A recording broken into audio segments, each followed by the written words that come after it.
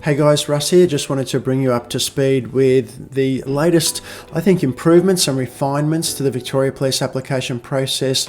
We heard recently that they were making some efforts to do just that, refine and improve the process.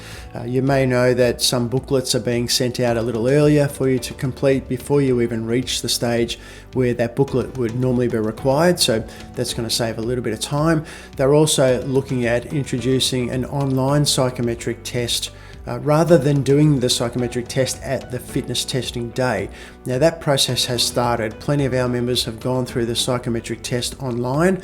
They've passed that and been invited to attend the fitness test, which would be the next step in the process.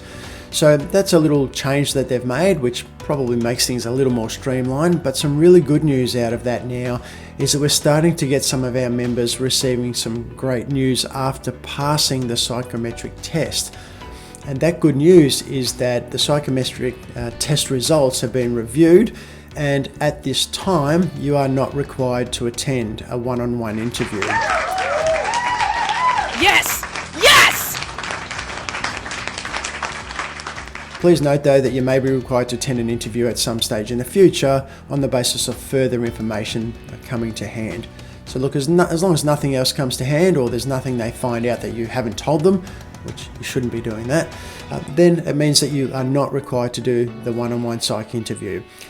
Now, I can't tell you that this applies to every applicant now. I'm sure it will not apply to every applicant, because that psychometric test gives the psychological unit some information to determine whether an interview would be required, to dig deeper into some of the issues that came up in the psychometric testing, or maybe to clarify some information that came from that test.